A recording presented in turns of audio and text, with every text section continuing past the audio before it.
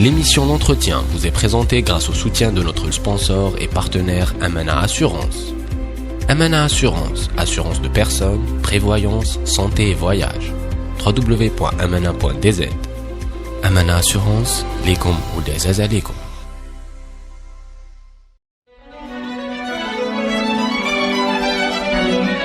Pour bien s'entendre, il faut bien s'écouter. Rendez-vous sur M, la petite radio du Grand Maghreb.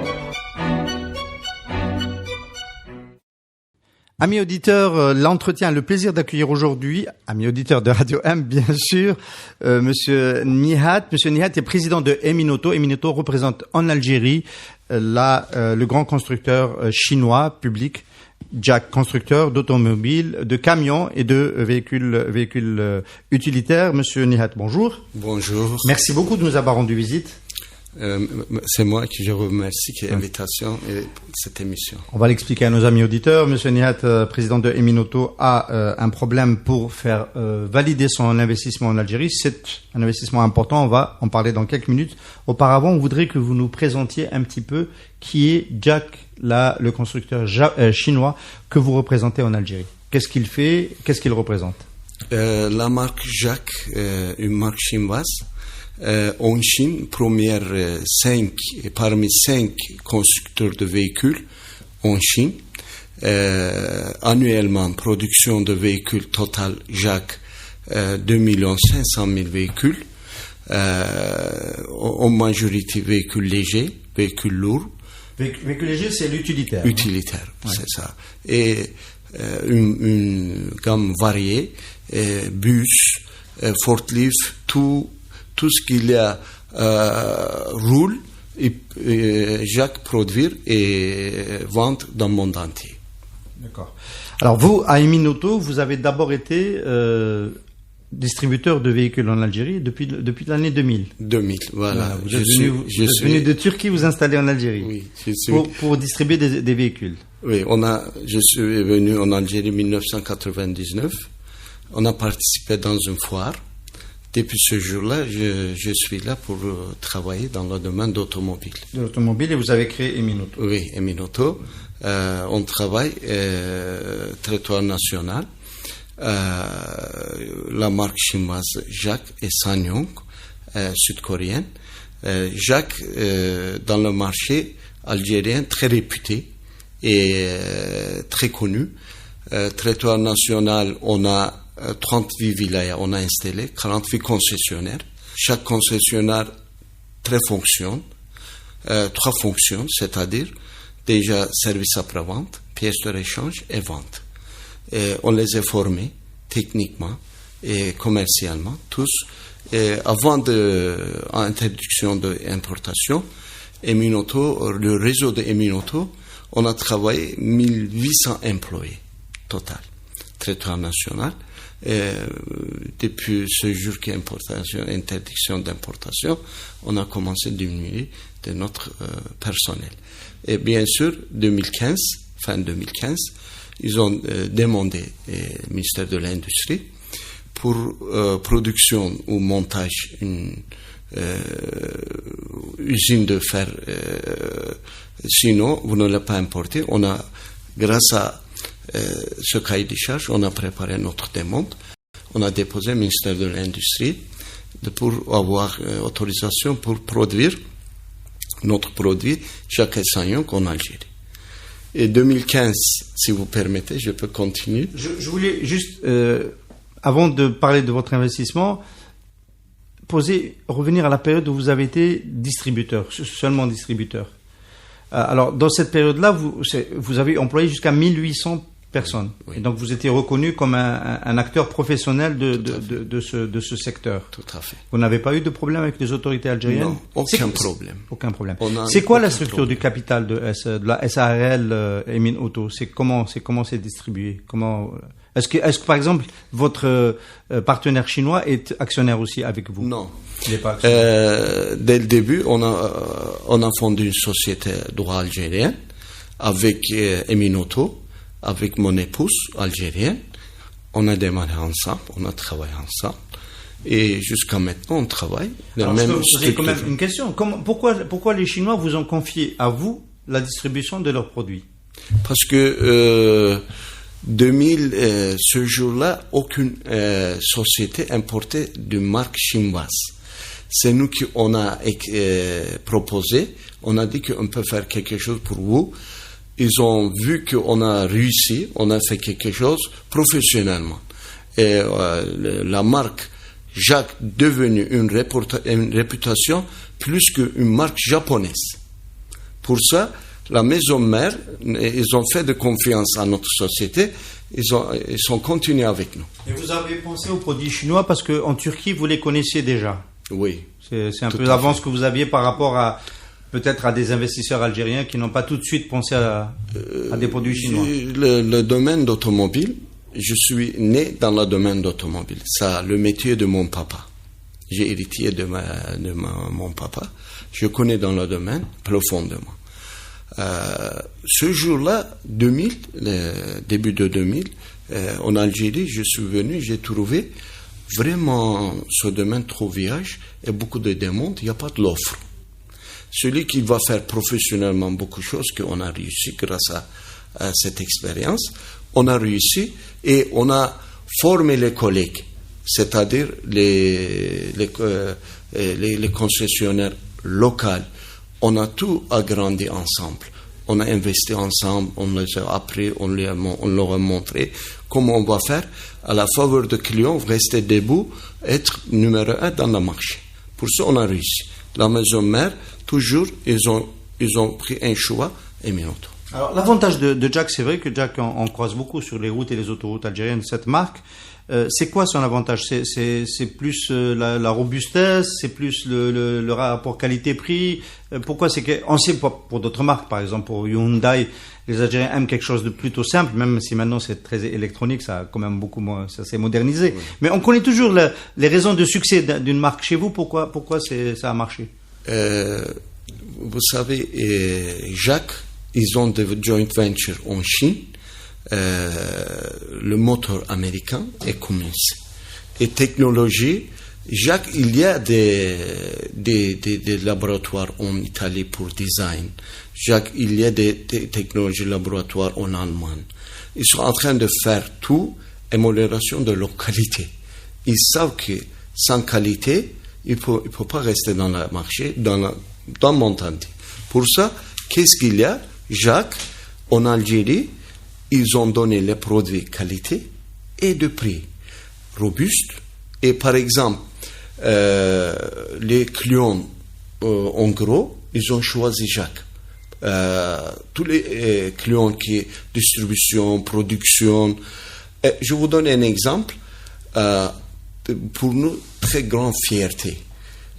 En Algérie, les sociétés leasing, ils n'ont pas voulu faire leasing une marque chinoise. Sauf Jacques. D'accord. Pourquoi? Grâce à la réputation de Jacques et grâce à la relation avec notre société.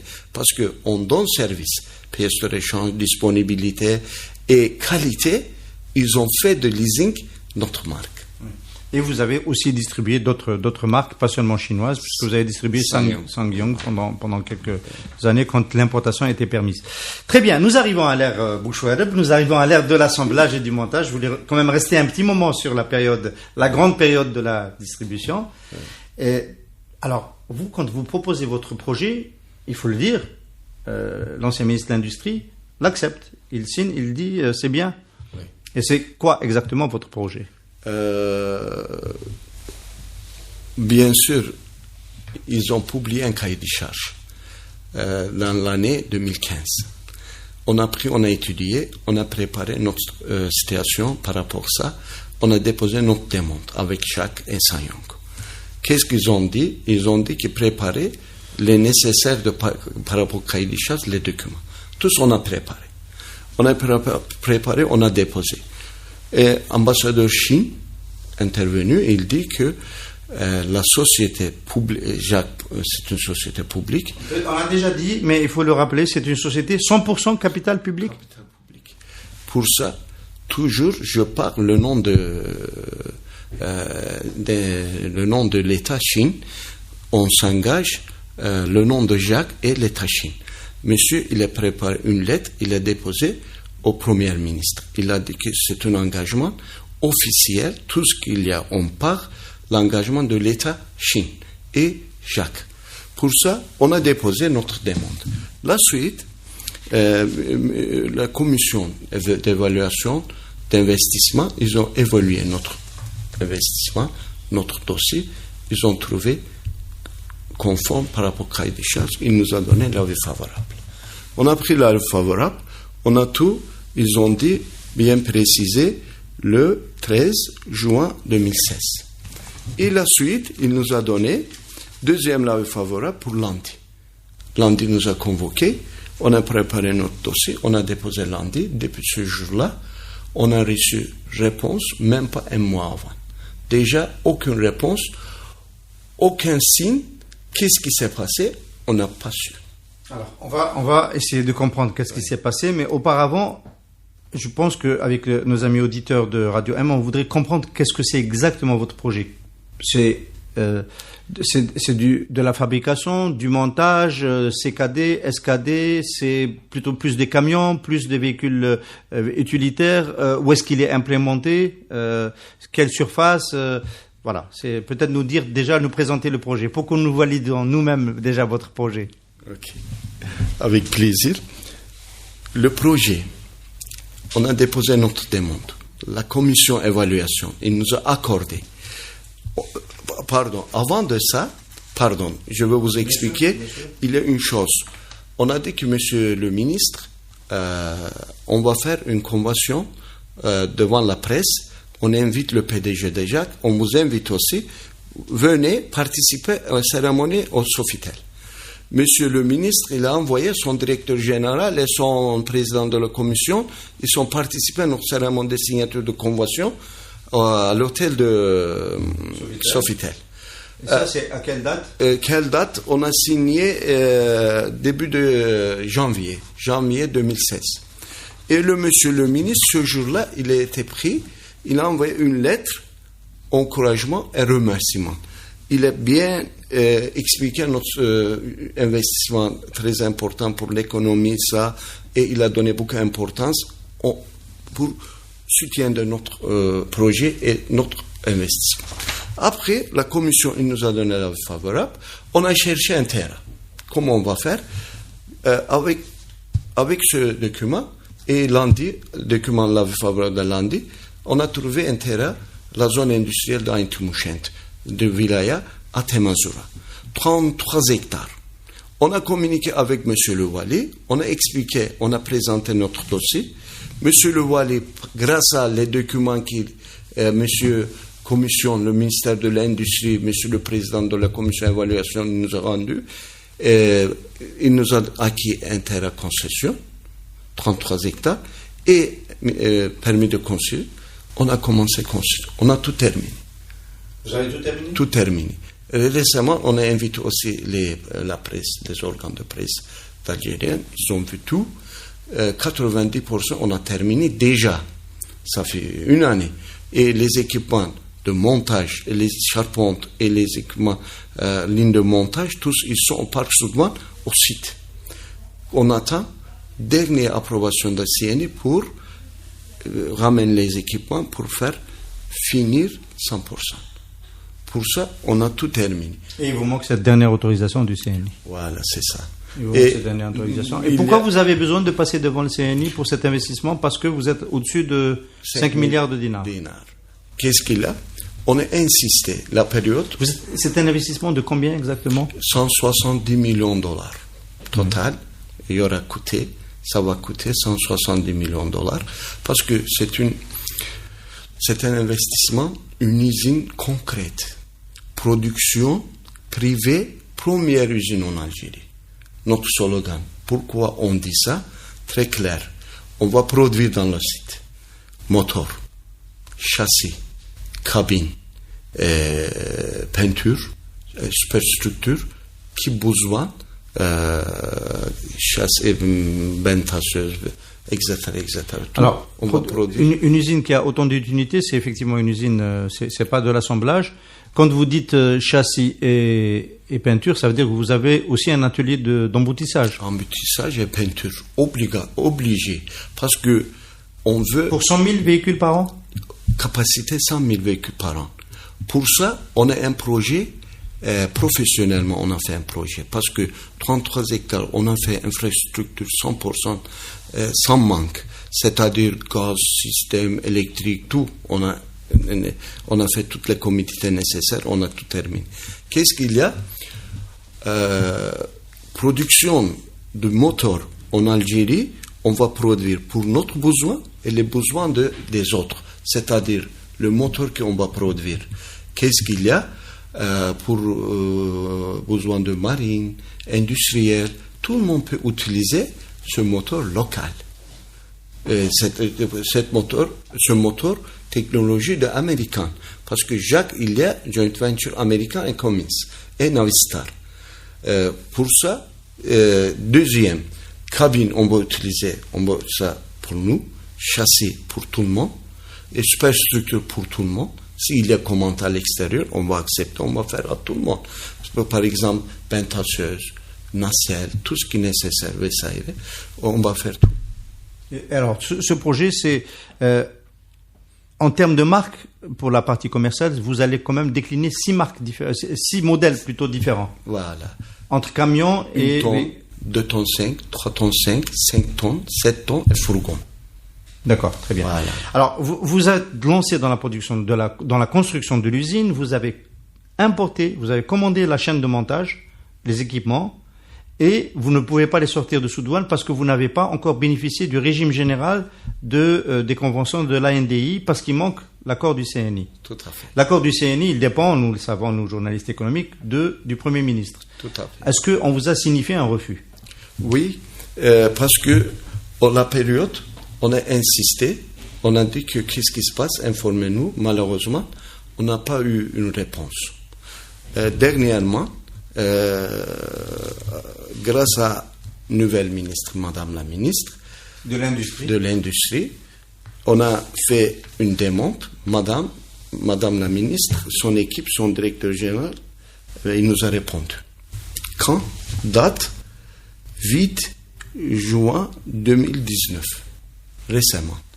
Il nous a dit qu'il y a le rejet du Premier ministre n'est pas accepté votre projet. Il parlait de quel Premier ministre, d'après vous? De celui qui est en poste ou de son prédécesseur, Ahmed Yahya? Parce que la date du rejet? La date mai 2018. Avant mai 2018, votre projet est rejeté. Est-ce que vous, Emin Auto, vous l'avez appris à ce moment-là? Est-ce que vous l'avez su? Non. On ne vous a pas notifié? On ne nous a pas notifié, on ne nous a pas informé. Aucun signe, aucune information. On a appris grâce à dernière Madame la ministre et son équipe. Il nous a écrit, même pas 10 jours, même pas 20 jours. On a appris, bien sûr, on a fait tout de suite, on a fait 4 jours après, on a fait un recours au Premier ministre, Monsieur le Premier ministre, Monsieur actuel. Pourquoi? Et il y a une chose, je dois expliquer, pour la cause de rejet de notre investissement, ça, on a su, l'associé n'est pas dans le domaine d'automobile. Normalement, non. Votre associé? Oui, l'associé de Emin Auto. C'est-à-dire moi et mon associé. Mon associé, 70% la part algérienne et 30% à moi. C'est-à-dire, mon associé, ça fait 17 ans dans le domaine, il est avec moi. C'est-à-dire, c'est pas une cause logique et une cause qui est pour nécessaire faire rejet. Monsieur Nihat, on va s'intéresser en toute franchise aux véritables causes peut-être de ce refus, de ce rejet. Vous avez des prix qui sont par rapport à la concurrence, vous vous situez où? Là, je n'ai pas les prix de vente devant moi, mais par rapport à le montage en Algérie, vous êtes au même prix, un peu plus cher, un peu moins cher? Notre prix, on a présenté à la presse dernièrement. Encore, je vais vous expliquer. Par exemple, beaucoup vendu. Le nombre de ventes parmi les types qu'on va vendre. 3 tonnes 5, on va annoncer 1 500 000 dinars, le prix TTC. De quel modèle? 3 tonnes 5, un camion léger. Déjà, plus proche de notre concurrence, de ça, 1 million de dinars différence. 2 millions 500 différence. Comment vous pouvez obtenir des prix aussi compétitifs? Normalement, le prix normal, c'est eux qui ont exagéré. Notre prix tout à fait normal, parce que on sait que le prix normal, on va importer normal, on va présenter déjà dans le marché, tout le monde sait ils savent notre prix, notre qualité. Pour ça, on va continuer, on va rester à vie. On ne veut pas profiter une période. On veut continuer, on va faire le nécessaire parce que notre but pour production, localisation jusqu'à 60%, début de deuxième année, première 6 mois, localisation 15-25%, et notre obligation, on a un contrat avec la maison mère Sanyong et Jacques, il nous a autorisé le nombre de productions en 30-50%, on a droit exporter les pays d'Afrique. Ça aussi très important, un point doit soulever. Et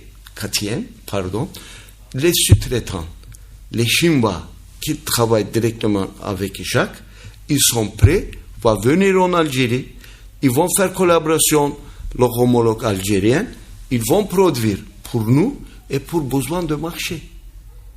Très bien. On a tout prévu. Mais malheureusement, une période qui va la situation confirmer notre réclamation, qui je suis victime d'une période injustice, qui on n'a pas pu communiquer, on va s'inscrire notre situation. Oui. Maintenant, la période justice, Inch'Allah, on va bien expliquer notre situation, on va bien expliquer les responsables, on va obtenir notre... Alors, sur la partie exportation, je m'arrête une minute sur cette partie-là parce qu'elle est devenue importante. Le gouvernement cherche à réduire le déficit de la balance commerciale et donc peut-être aussi à limiter les acteurs dans l'automobile pour ne pas importer beaucoup, mais il le fait peut-être de manière très maladroite. Vous pensez pouvoir exporter, vous êtes compétitif, vous n'entrez pas en concurrence quand même avec Jack à partir de la Chine ou Jack dans un autre pays? Vous pouvez exporter à partir de l'Algérie vers l'Afrique. Je vais vous dire une chose. Tout ce que je pars, je m'engage avec un contrat et choses et documents officiels. C'est-à-dire, Jacques, ils veulent chapeauter et organiser, exporter les pays d'Afrique elle-même. Jacques, il va communiquer, organiser. On va faire production en Algérie, on va exporter. Pourquoi? Parce qu'ils veulent, Jacques, la maison mère, faire une base de production en Algérie pour exporter. Pour eux, trop facile. Parce que avantage transport, avantage prix, avantage certaines les taxations, parce que les pays voisins, il n'y a pas de taxes, il n'y a pas de ça. Tous, on veut profiter, on va exporter. Pour ça, pour la faveur de Jacques et la faveur de Eminoto. Très bien. Alors, pour comprendre encore un petit peu la difficulté dans laquelle vous êtes, qui est quand même sérieuse, si vous n'avez pas la convention du CNI, l'accord du CNI qui vous permet d'avoir la convention du régime général, qu'est-ce que vous perdez? Bien sûr, on ne va rien produire, on ne va rien faire sans autorisation. Vous n'êtes pas interdit de produire, vous ne pouvez pas produire avec les... Non, je suis dans une interdiction de production. Pourquoi? Parce que si quelqu'un veut importer des kits, obligé à avoir une autorisation de CNI. Sans ça, non. Mais il y a une chose, l'avis favorable de monsieur le président de la commission, il ne mentionne pas, il ne parle pas de dernière finale de documents, on aura besoin de CNI. On a appris récemment. Quand on a terminé, ils ont dit vous devez passer des CNI. Quand Landi nous a convoqués, je leur ai dit pourquoi. Il a dit que vous devez passer des CNI. Ok, il a des formalités. CNI seulement contrôle tout ce qu'il y a normes par rapport au cahier de charge, conforme ou non, c'est tout.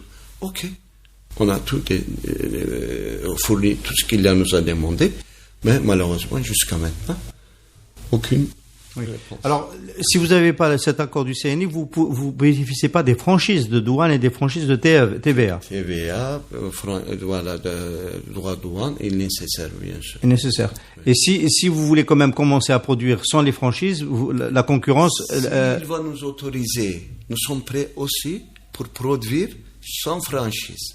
Ah bon? Oui, pas de problème, parce qu'on a déjà le prix beaucoup avantage. Vous êtes prêt à produire sans les franchises en attendant de régler? Oui. Aucun problème. Donc on vous bloque pour ne pas investir, c'est tout? Oui, tout à fait. C'est important ça, c'est une information importante. Très important cette information, nous sommes prêts pour produire sans franchise. Il va nous autoriser pour importer les kits, commencer, démarrer production. Je suis là. Très bien, très bien. Alors que vos concurrents bénéficient, eux, de la franchise. Bien sûr. Donc vous êtes sûr de pouvoir résister Je suis sûr, je dois construire, je dois commencer, je vais faire nécessaire pour production de ça sans franchise. Monsieur Nihat, c'est important ça. Si on vous donne cette autorisation, dans combien de temps vous pouvez rentrer en production? Un mois.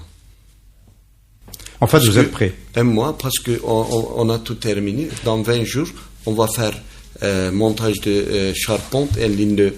Parce qu'on a tout terminé. Ligne de montage et les équipements. Et on a commandé les kits. Autant que besoin d'arriver les kits, qui est à peu près un mois, voilà, on va commencer un mois de production. Très bien.